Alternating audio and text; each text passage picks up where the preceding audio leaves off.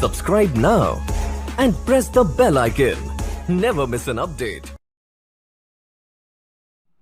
नमस्कार दोस्तों, Hemant LP channel में आपका बहुत बहुत स्वागत है। दोस्तों, इस वीडियो में हम विज्ञान शुरू करेंगे जो कि आपके यूपी टेट के पर्यावरण में के लिए बहुत ही इम्पोर्टेंट है। सुपर टेट में इससे 10 नंबर का आएगा और सी टेट में जो साइंस आते हैं लगभग उसमें 20 से 25 क्वेश्चन आपको मिलते हैं साइंस से। जूनियर वाला जो सी टेट और जूनियर वाला यूपी टेट होता है उसमें भी विज्ञान में बहुत महत्वपूर्ण भूमिका निभाएगा। सबसे पहले हम लोग शुरू करते हैं कि विज्ञान होता क्या है। तो देखिए दोस्तों, विज्ञान क्या है। सबसे पहला दिमाग में आपके प्रश्न आता है कि विज्ञान आखिरकार है क्या। तो देखिए, विज्ञान को जब दो भागों में हम लोग तोड़ते हैं तो एक होता है बी और एक होता है ज्ञान। तो बी प्लस ज्ञान के सम्मिलित रूप को ही विज्ञान कहते हैं। और यहाँ पे बी का अर्थ जो है विशेष से और ज्ञान का अर्थ है ज्ञान से। यानी जब हम किसी भी चीज़ के बारे में विशेष ज्ञान प्राप्त करते हैं, विशेष नॉलेज प्राप्त करते हैं, तो उसी को हम विज्ञान कहते हैं। या आप कह सकते हैं कि प्रकृति का व्यवस्थित अध्ययन करना ही क्या है, विज्ञान है। जैसे मान लीजिए हम लोग न्यूटन का गुरुत्वाकर्षण का नियम पढ़ते हैं। न्यूटन का गुरुत्वाकर्षण का नियम हम लोग पढ़ते हैं और उसमें बताया जाता है कि सेब जो है पेड़ पे से नीचे गिरता है। कोई भी चीज़ जो है ऊपर से नीचे की तरफ क्या होती है, गिरती है। क्या जब न्यूटन का गुरुत्वाकर्षण का नियम नहीं आया था तो कोई भी चीज़ ऊपर उछालने पर नीचे नहीं गिरती थी? गिरती थी। तब भी आप कुछ भी ऊपर उछालते थे वो नीचे ही गिरती थी। लेकिन बस वही चीज़ था कि नीचे गिरती थी, बस हम लोग इतना जानते थे, ये नहीं जानते थे कि यह न्यूटन का गुरुत्वाकर्षण का नियम है। बस इसी को न्यूटन ने एक लॉ बना दिया, एक नियम बना दिया, एक विशेष ज्ञान बना दिया और कहा कि सारी की सारी वस्तुएं जो है पृथ्वी पर गिरती हैं या पृथ्वी अपनी तरफ आकर्षित करता है। बस यही एक विशेष ज्ञान हो गया। ठीक है। जैसे सेब पहले भी पेड़ से नीचे गिरते थे, तब कोई नियम या सिद्धांत नहीं थे, लेकिन लोग जानते थे। अब न्यूटन ने एक गुरुत्वाकर्षण का नियम बताया कि हर वस्तु पृथ्वी की तरफ आकर्षित होती है। अब यही जो बता दिए कि हर वस्तु पृथ्वी की तरफ आकर्षित होती है, यही व्यवस्थित है। यही क्या है, व्यवस्थित है। मतलब इसी चीज़ को एकदम व्यवस्थित कर दिए और यही क्या है, विशेष ज्ञान है। और इसी को हम क्या कह देंगे, विज्ञान। यानी व्यवस्थित ज्ञान हो या विशेष ज्ञान हो, उसी को हम विज्ञान कह देंगे। वैसे न्यूटन का क्रिया प्रतिक्रिया का नियम, जैसे नाव का उदाहरण इन्होंने दिया है कि जो नाव होती है, जब नाव को चलाया जाता है तो उसमें क्रिया प्रतिक्रिया नियम लगता है।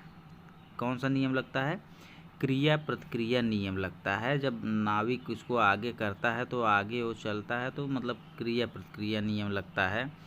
तो ये भी सबको जानकारी थी, बस नियम नहीं पता था कि क्रिया प्रतिक्रिया नियम लगता है। जब इन्होंने नियम को बता दिया तो वही हो गया क्या, विशेष ज्ञान। ठीक है। अब दूसरा उदाहरण हम लोग ले लेते हैं। जैसे प्रकाश का परावर्तन आपने पढ़ा होगा। प्रकाश का परावर्तन जो होता है, जैसे मान लीजिए ये आपका क्या है, ये आपकी जो है एक प्लेट है। इस प्लेट पे हमने क्या किया, टार्च की लाइट को जलाया, तो देखेंगे कि टार्च की लाइट जो है अभिलंब से उतने ही कोण पे क्या हो जाती है, परावर्तित हो जाती है। उतने ही कोण पे क्या हो जाती है, परावर्तित। तो क्या बताइए, जब यह सिद्धांत नहीं आया था तो प्रकाश परावर्तित नहीं होता था? तब भी प्रकाश परावर्तित होता था। लेकिन जब इस परावर्तन के नियम को हम लोग जान गए तो वही हो गया विशेष ज्ञान। परावर्तन के बारे में हम विशेष ज्ञान जान गए, व्यवस्थित ज्ञान जान गए, उसी को हम लोग कह देते हैं विज्ञान। ठीक है। अब देखिए, कुछ विज्ञान की महत्वपूर्ण शाखाएं हैं, कुछ विज्ञान की महत्वपूर्ण शाखाएं हैं जो बहुत ही इम्पोर्टेंट हैं। इनको याद रखना बहुत ही ज़रूरी है। सबसे पहला है सेरीकल्चर।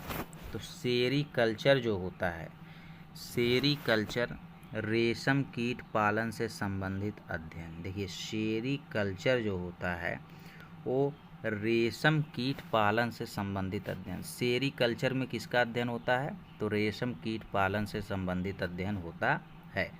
दूसरा है वर्मी कल्चर। तो वर्मी कल्चर आप लोग जानते होंगे, केचुआ पालन, केचुआ पालन को ही वर्मी कल्चर कहते हैं। पीसी कल्चर, पीसी कल्चर आप जानते हैं मत्स्य पालन या मछली पालन का अध्ययन जिसमें होता है उस विज्ञान को पीसी कल्चर कहते हैं। अगला है एंटेमोलॉजी, एंटोमोलॉजी। तो आंट माने क्या होता है? कीड़ा। आंट माने क्या होता है? कीट। आंट माने क्या होता है? कीट होता है। तो एंटेमोलॉजी कीट पतंगों का अध्ययन है। उसके बाद देखिए एपी कल्चर। तो एपी कल्चर, एपी टाफी पहले आती थी शहद की तरह, इतना बड़ा आता था, उसमें गोल गोल डस्ट होता था एपी टाफी, तो शहद की तरह लगता था। तो शहद कौन बनाता है? मधुमक्खी। तो एपी कल्चर मधुमक्खी पालन। उसके बाद छठा देखिए है अर्निथोलॉजी। अर्निथो, ठीक है। अर्निथो का मतलब है पक्षियों का अध्ययन। तो अर्निथो में अर्थ आ रहा है। अर्थ माने होता है जमीन, और जमीन पर क्या होते हैं? पक्षी होते हैं। तो अर्निथोलॉजी जो होता है उसमें पक्षियों का अध्ययन किया जाता है। माइकोलॉजी में कवकों का अध्ययन किया जाता है।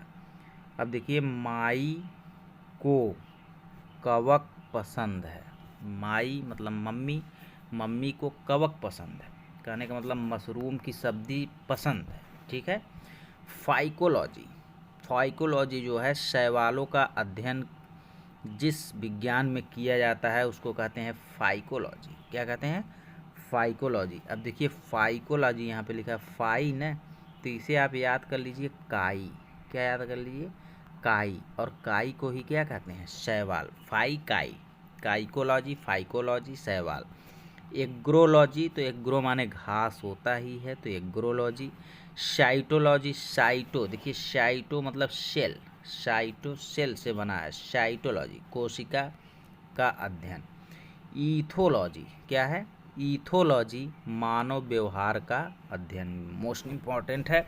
ईथोलॉजी में मानव व्यवहार का अध्ययन किया जाता है। अगला है पोषक पदार्थ। देखिए पोषक पदार्थ पढ़ने से पहले हम लोग पढ़ेंगे कि पोषण क्या होता है। क्या होता है? पोषण क्या होता है? तो देखिए पोषण का मतलब है आवश्यक भोज्य पदार्थ। पोषण का मतलब क्या होता है? आवश्यक भोज्य पदार्थ को पोषण कहते हैं। जो भी हमें क्रियाशील या गतिशील बनाए रखने के लिए हम आवश्यक भोज्य पदार्थ को ग्रहण करते हैं उसी को कहते हैं पोषण। पोषण दो प्रकार का होता है, एक होता है स्वपोषी और एक होता है परपोषी। स्वपोषी मतलब ऐसा पोषण जिसमें पेड़ मतलब जो अपना भोजन स्वयं बना ले उसे स्वपोषी कहते हैं, और जो अपना भोजन स्वयं ना बना पाए उसे परपोषी कहते हैं। ठीक है, इतना आपको जानकारी है ही। अब पोषक पदार्थ किसको कहते हैं? बालक के वृद्धि व विकास के लिए जो भी आवश्यक तत्व होते हैं उन्हीं को हम क्या कहते हैं? पोषक पदार्थ कहते हैं। और यह पोषक पदार्थ जो होता है दो प्रकार का होता है, एक होता है कार्बनिक पोषक, एक होता है अकार्बनिक पोषक। कार्बनिक पोषक वे पोषक होते हैं जिसमें कार्बन की अनिवार्यता होती है। कार्बन जरूर होता है लेकिन कार्बन के साथ हाइड्रोजन का भी होना आवश्यक है। जबकि अकार्बनिक पोषक तत्व में कार्बन नहीं होता है, अगर बाई चांस कार्बन है तो हाइड्रोजन नहीं होगा, तो ऐसे पदार्थ को अकार्बनिक पोषक पदार्थ कहते हैं। कार्बनिक पोषक पदार्थ में कार्बोहाइड्रेट आएगा जो ऊर्जा के स्रोत हैं, वसा या लिपिड आएगा जो ऊर्जा के स्रोत हैं, प्रोटीन आएगा, विटामिन आएगा और न्यूक्लिक एसिड आएगा जो आनुवांशिक पदार्थ हैं। इसके अलावा अकार्बनिक पोषक में जल आएगा और खनिज लवण आएगा। ठीक है, अब यहाँ पे देखिए कार्बोहाइड्रेट, वसा और प्रोटीन, ये तीनों जो है बृहत पोषक तत्व हैं, जबकि विटामिन जो है सूक्ष्म पोषक तत्व। विटामिन अगर शरीर को कम मात्रा में भी मिलता है तब भी जो है उसकी पूर्ति हो जाती है, जबकि कार्बोहाइड्रेट, वसा और प्रोटीन ये हम लोगों को ज़्यादा मात्रा में चाहिए। मैक्रो न्यूट्रिशन है और ये माइक्रो है विटामिन, ठीक है। उसके बाद देखिए जल एवं खनिज लवण। तो खनिज लवण के बारे में आप जानते हैं, कैल्शियम, पोटेशियम, फास्फोरस जो सूक्ष्म पोषक तत्व में आते हैं वो खनिज लवण ही होते हैं। अब देखिए सबसे पहले हम लोग इसमें से शुरू करते हैं कि कार्बोहाइड्रेट क्या होता है। तो कार्बोहाइड्रेट सबसे पहले हमने बता दिया कि कार्बोहाइड्रेट को इंग्लिश में जब लिखेंगे तो ऐसे कार्बन धन हाइड्रेट लिख देंगे, कार्बन धन हाइड्रेट। तो कार्बन को C लिख देते हैं और हाइड्रेटेड मतलब होता है जल, H2O। तो यहाँ पे कार्बन 1 है, हाइड्रोजन 2 है और ऑक्सीजन 1 है।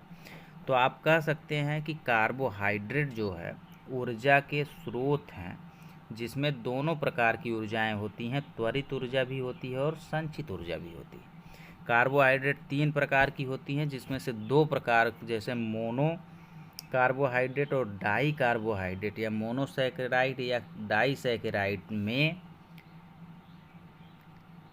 त्वरित ऊर्जा के स्रोत होते हैं, जबकि पॉलीसैकेराइड जो होता है वो संचित ऊर्जा का स्रोत होता है। तथा कार्बोहाइड्रेट कार्बन, हाइड्रोजन और ऑक्सीजन के 1:2:1 के निश्चित अनुपात से मिलकर बने होते हैं, ठीक है।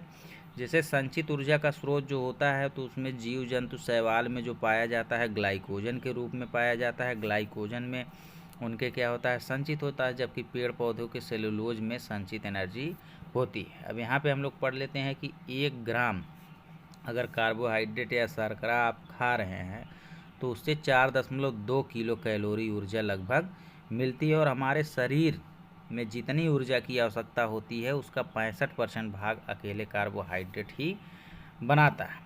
अब यहाँ पे देखिए लिखा है कार्बोहाइड्रेट एक प्रकार का हाइड्रेटेड कार्बन है, जिसमें CHO एक निश्चित अनुपात में 1:2:1 में पाए जाते हैं।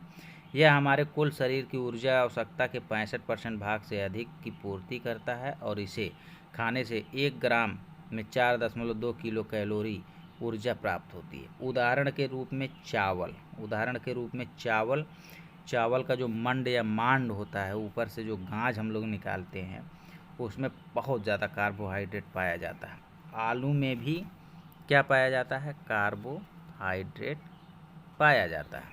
चीनी यानी गन्ना, शहद, ग्लूकोज, गेहूँ, बाजरा की रोटी, शकरकंद, पपीता, तरबूज, मक्का, आम, अंगूर, दूध इत्यादि में कार्बोहाइड्रेट पाया जाता है, और इसी में एक ग्लूकोज लिखा है। तो देखिए ग्लूकोज जो है यह त्वरित ऊर्जा का स्रोत है। इसे कोशिकी ईंधन भी कहते हैं। जैसे आप ग्लूकोन डी पीते हैं तो वही समझ लीजिए ग्लूकोज है, यह त्वरित ऊर्जा का स्रोत है, इसे कोशिकी ईंधन भी कहते हैं, ठीक है। दूसरा है वसा या लिपिड। दूसरा का जो पोषक पदार्थ या पोषक तत्व है वसा या लिपिड। तो देखिए वसा जो होता है यह भी ऊर्जा का स्रोत है, लेकिन शरीर की संचित ऊर्जा का स्रोत है। जो मतलब संचित एनर्जी रहती है आपके शरीर में, वो किस रूप में रहती है, वसा के रूप में रहती है। जैसे आप ये मान लीजिए कि आपके शरीर में कोई एनर्जी है, तो सबसे पहले वो ख़त्म होगी क्या, कार्बोहाइड्रेट। सबसे पहले कार्बोहाइड्रेट नामक एनर्जी आपके शरीर से ख़त्म हो जाएगी। जब पूरी तरीके से कार्बोहाइड्रेट नामक एनर्जी ख़त्म हो जाएगी तब आपका नंबर आएगा संचित एनर्जी पे, जो आपके शरीर में इकट्ठा रहती है, अर्थात वसा का नंबर आएगा। तब वसा मतलब ऊर्जा का स्रोत के रूप में शरीर को ऊर्जा देगा। अब यहाँ पे देखिए आपने सुना होगा वसा यानी फैट CHO के अनिश्चित अनुपात को क्या कहते हैं, वसा कहते हैं। मतलब सब में CH होगा तो CHO के अनिश्चित अनुपात को वसा कहते हैं, और यह शरीर की संचित ऊर्जा को सुरक्षित रखता है और शरीर को ढांचा प्रदान करता है। सबसे इम्पोर्टेंट है कि वसा जो है शरीर को क्या करता है, ढांचा, स्ट्रक्चर। आप कहते हैं ना कि ज़्यादा तेलीय पदार्थ मत खाओ, नहीं तो शरीर बेढंगा हो जाएगा। कहते हैं नहीं, तो ज़्यादा अगर आप तेलीय पदार्थ खाते हैं तो इसका मतलब आप ज़्यादा क्या खाते हैं, वसा खाते हैं। और अगर ज़्यादा वसा आप खाएंगे तो आपकी शरीर बेढंगी भी हो सकती है, अर्थात शरीर को ढांचा प्रदान करना काम किसका है, वसा या लिपिड का। 1 ग्राम अगर वसा आप खाते हैं तो 9.4 किलो कैलोरी ऊर्जा मिलती। अब देखिए 4.2 उसमें मिल रही थी, 4.2 का दुगना 8.4 होगा, तो यानी 2.25 सवा 2 गुना ज़्यादा कार्बोहाइड्रेट से एनर्जी मिलती है वसा की। लेकिन वसा हमारे शरीर के लिए कार्बोहाइड्रेट से नुकसानदायक होता है, क्योंकि इसमें तेलीय पदार्थ होते हैं। वसा 2 प्रकार के होते हैं, एक को कहते हैं जंतु वसा और एक को कहते हैं वनस्पति वसा। अब देखिए जंतु वसा को ही ठोस वसा भी कहते हैं और वनस्पति वसा को ही पादप वसा भी कहते हैं। अब जंतु वसा जो होता है जैसे घी में पाया जाता है, मक्खन में पाया जाता है, ठीक है। घी और मक्खन में पाया जाएगा कौन सा वसा, जंतु वसा। देखिए घी किससे बनता है, जानवर से बनता है, जानवर के दूध से बनता है, इसीलिए घी और मक्खन जो है जंतु वसा।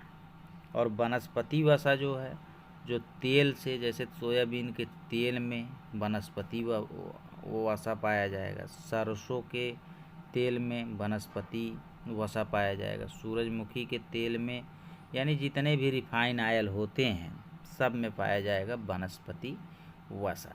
देखिए आपके वनस्पति तेल या वनस्पति वसा, जब हम लोग तेल लेकर आते हैं रिफाइन टीन में या कहीं पर, तो उस पर वनस्पति तेल लिखा रहता है कि नहीं, तो वही वनस्पति तेल ही वनस्पति वसा है और घी मक्खन ही जंतु वसा है। तो इतनी चीज़ें आपको याद रखनी है।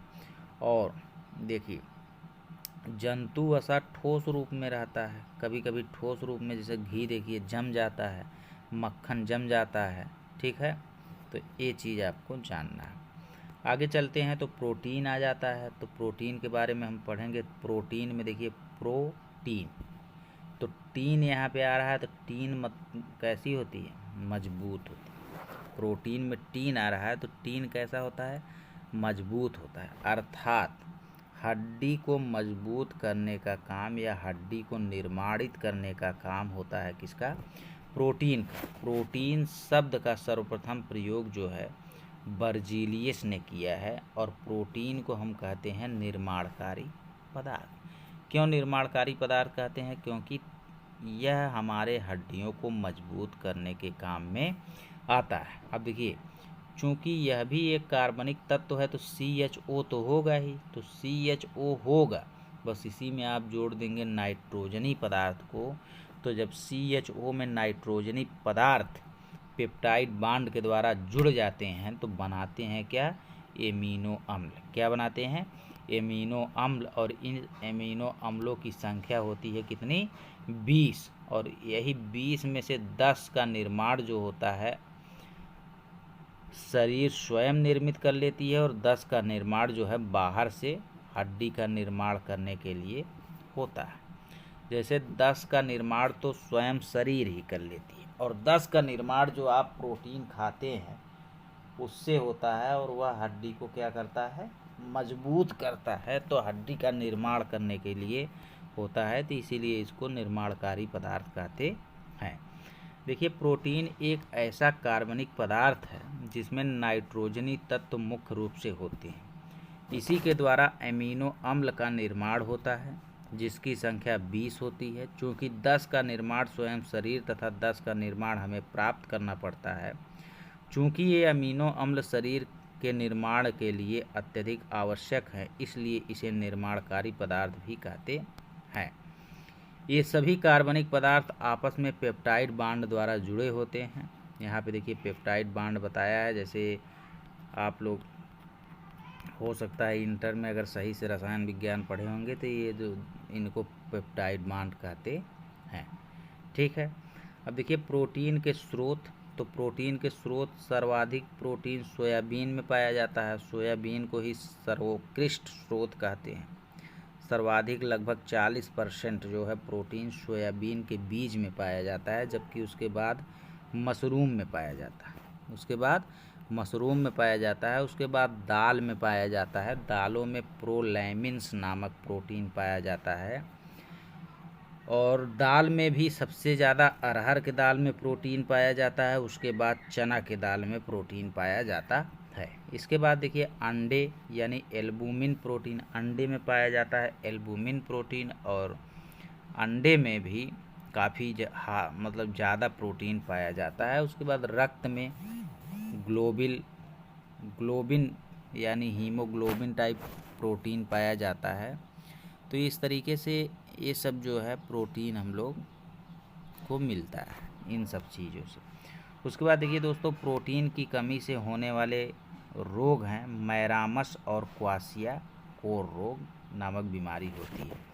जैसे देखिए यहाँ पे क्या होता है, सबसे पहले आपका कार्बोहाइड्रेट ख़त्म होता है, ठीक है, ख़त्म हो गया। उसके बाद वसा ख़त्म होता है, ठीक है, हो गया। उसके बाद ख़त्म होना शुरू होता है क्या, प्रोटीन। तो जब प्रोटीन हर बार ख़त्म होता चला जाएगा तो आपके शरीर में प्रोटीन की क्या हो जाएगी, कमी हो जाएगी। तो आपको मैरामस या क्वाशियाकोर रोग हो जाता है।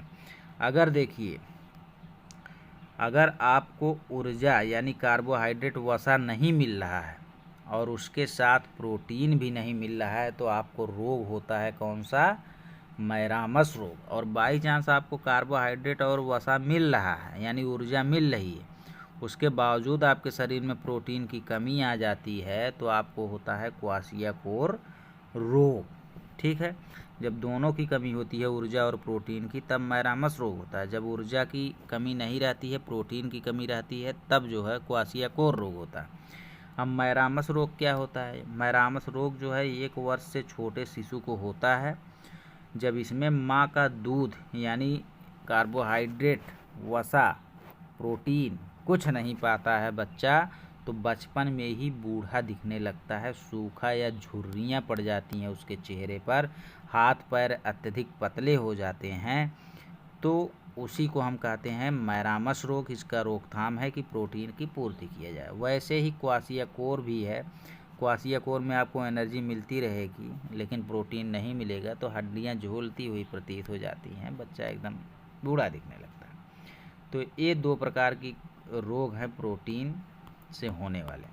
उसके बाद आगे आ जाता है विटामिन। तो विटामिन क्या होता है, बीटा धन मीन्स। तो बीटा धन मीन्स, बीटा मतलब होता है लाइफ, जैसे बॉर्न बीटा कहते हैं ना, तो बीटा मतलब होता है लाइफ और मीन्स मतलब होता है मिनरल्स यानी खनिज तत्व। ऐसे अति आवश्यक खनिज तत्व जो हमारे लाइफ के लिए अति आवश्यक हैं उन्हें हम विटामिन कहते हैं। ऐसे खनिज तत्व जो हमारे शरीर के लिए, हमारे जीवन के लिए अति आवश्यक हैं उन्हें हम विटामिन कहते हैं।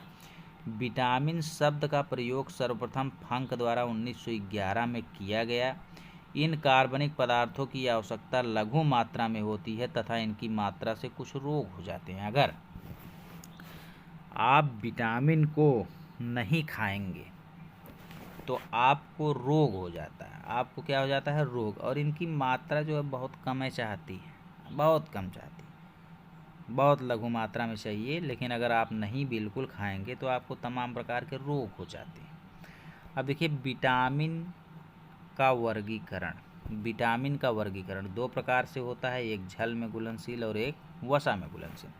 तो जल में घुलनशील विटामिन कौन कौन से हैं, बी और सी जल में घुलनशील विटामिन है, जबकि वसा में घुलनशील विटामिन कौन है, विटामिन KEDA कीड़ा। तो देखिए विटामिन ए और विटामिन बी की खोज मैकुलन ने की। विटामिन बी की खोज और विटामिन ए की खोज मैकुलन ने की है। विटामिन सी की खोज होलकट ने की है, जबकि विटामिन डी की खोज हॉपकिंस ने की है। विटामिन डी की खोज किसने किया है, हॉपकिंस ने किया है। प्रमुख विटामिन एवं उनकी विशेषताएं यहाँ पे हम लोग पढ़ते हैं। जैसे विटामिन ए जो है उसका रासायनिक नाम अगर आपसे पूछ लिया जाए तो रेटिनाल है, और इसी को एक और नाम से जानते हैं संक्रमण रोधी विटामिन। संक्रमण को रोकने वाला विटामिन है। अर्थात अगर आप विटामिन ए का सेवन लगातार करते हैं तो त्वचा संबंधित रोगों से आपका क्या होगा, बचाव होगा। चर्म रोग यानी मुहासा इत्यादि जो है आपको नहीं होगा।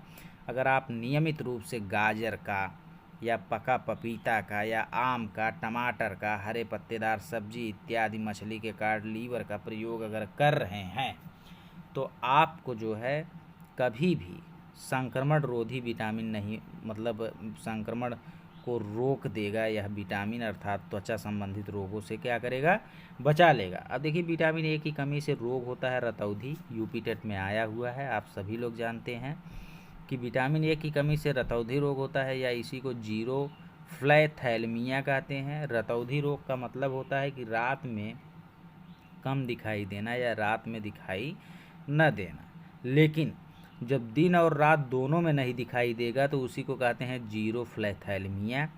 इसके स्रोत में सबसे महत्वपूर्ण स्रोत आपका गाजर है। अगर आप गाजर खा रहे हैं तो विटामिन ए की पूर्ति होती रहेगी, आपका त्वचा जो है त्वचा संबंधित जो भी रोग हैं, चर्म रोग, मुहासा इत्यादि नहीं होगा, और आपकी आंखें जो हैं एकदम सही रहेंगी, आप एकदम अच्छे से क्या करेंगे, एक दूसरे को देख पाएंगे। ठीक है।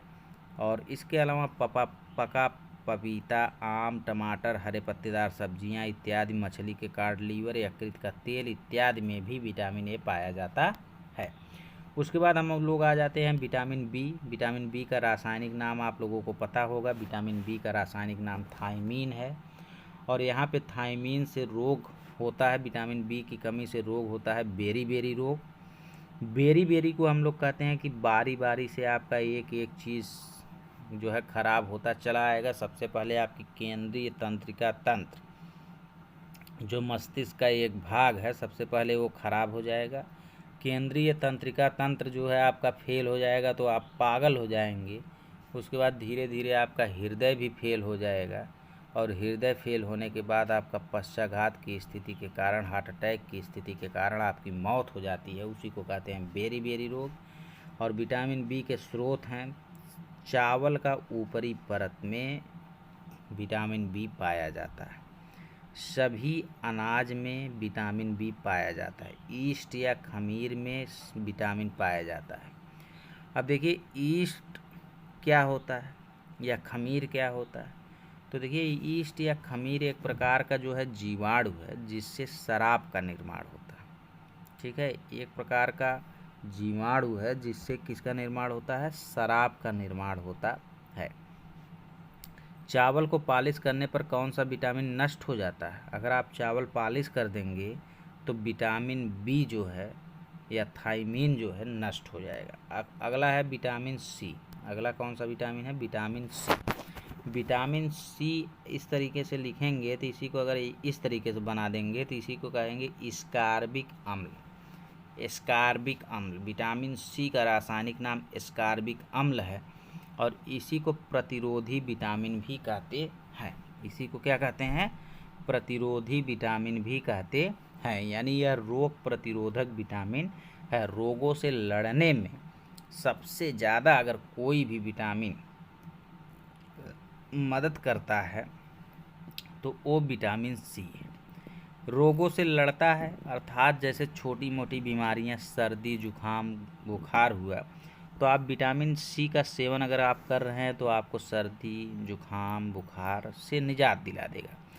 और कोई भी रोग है, रोगों से लड़ने की क्षमता विटामिन सी में होती है। आप कोरोना में जब सर्दियां होती थी तो आप सुनते रहे होंगे कि हाँ संतरा ज़रूर लाइएगा, नींबू पीना है गर्म पानी में, इत्यादि इत्यादि इत्यादि चीज़ें विटामिन सी के बारे में आप सुनते थे। इस रोग से रोग हो, इस विटामिन सी की कमी से रोग होगा स्कर्वी रोग, जिसे स्कर्वी रोग को सीधी भाषा में आप कह सकते हैं पायरिया। दांत के मसूड़ों से जब खून आता है तो वह होता है विटामिन सी की कमी से। तो आप क्या क्या लेते रहेंगे?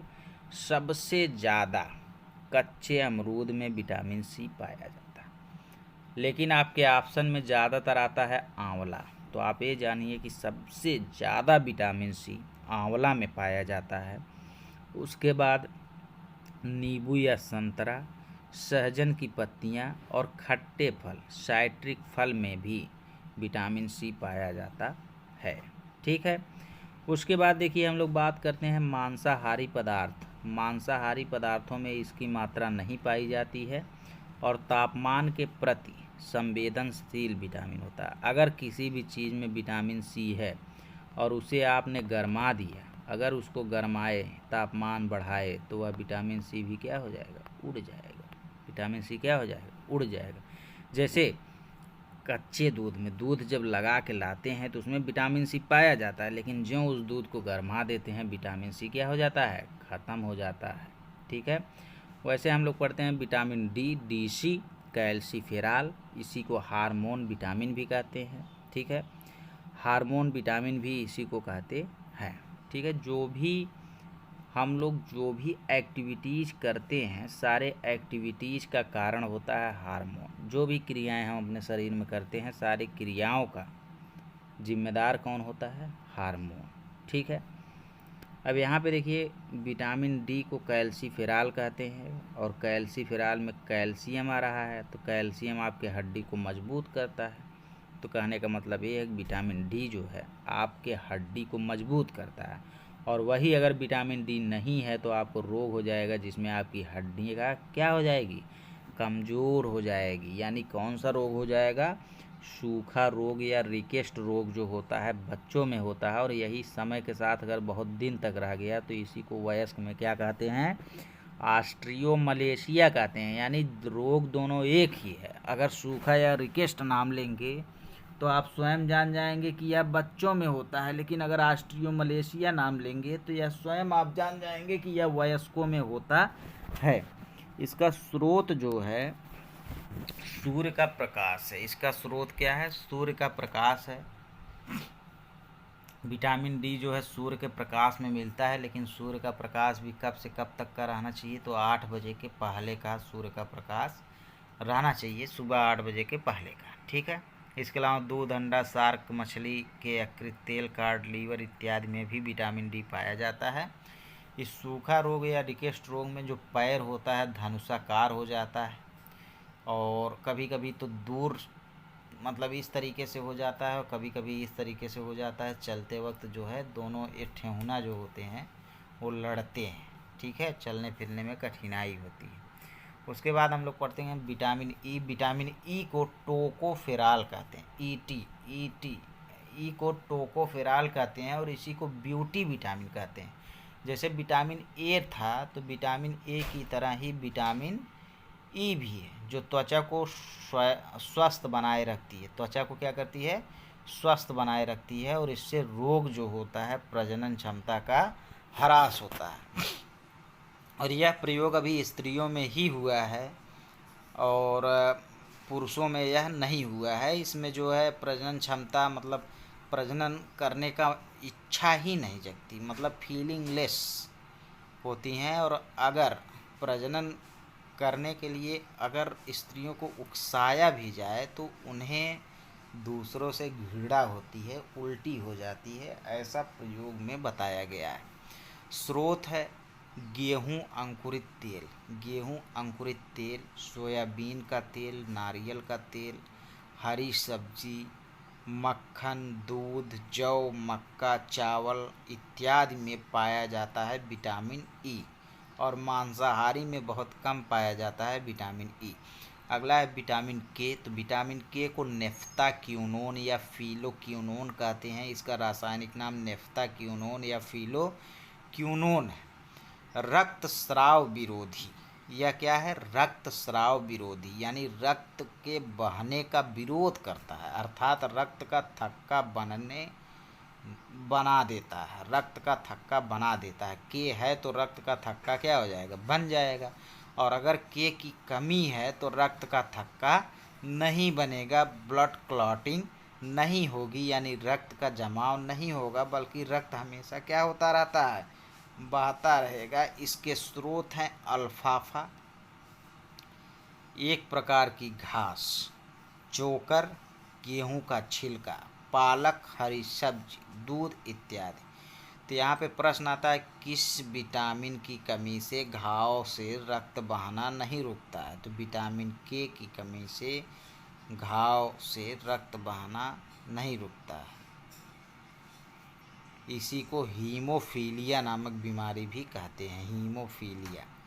उसके बाद देखिए vitamin C, vitamin B6।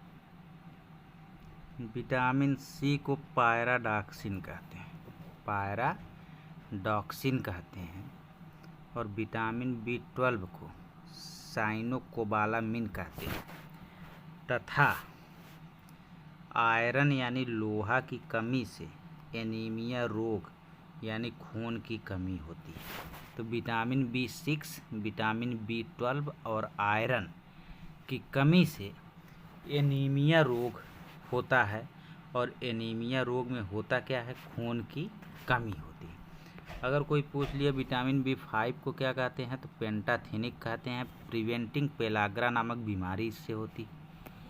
Vitamin B7 को क्या कहते हैं, तो बायोटीन कहते हैं, जिससे बालों का झड़ना नामक बीमारी होती है। और विटामिन 2 जो है इसे राइबोफ्लोविन कहते हैं, जिससे कीलोसिस रोग होता है और छाले पड़ जाते हैं। विटामिन B3 को नियासिन कहते हैं, जिससे प्रिवेंटिंग पेलाग्रा नामक बीमारी होती है। और स्मृति लॉस, दिमाग जो है कमज़ोर हो जाता है विटामिन B3 के कारण। और चर्मदाह नामक रोग भी इसमें होता है। सबसे पहले चर्मदाह होता है, फिर डायरिया हो जाती है, फिर बेहोशी आने लगती है और फिर बच्चे की मृत्यु हो जाती है। इसके बाद हम लोग पढ़ेंगे जल के बारे में। दोस्तों, जल क्या होता है? जल हमारे शरीर का अनिवार्य भाग है। शरीर के निर्माण में 65 से 80% भाग का निर्माण जल के द्वारा ही होता है। शरीर में इसकी पूर्ति के लिए प्रतिदिन 5 से 6 लीटर पानी आवश्यक है। अब देखिए, शरीर का जो निर्माण हमारा होता है, शरीर जो बनती है, इसमें 65 से 80% भाग जो है अनिवार्य रूप से जल का, अर्थात कुल मिला जुला के 5 से 6 लीटर एक वयस्क को जल जरूर ग्रहण करना चाहिए। तथा जल शरीर के तापमान का नियंत्रण भी करता है और जल की क्षतिपूर्ति 2% की दर से होती है। इसके बाद हम लोग नया टॉपिक पढ़ेंगे, पाचन तंत्र, अगले दिन से। धन्यवाद दोस्तों।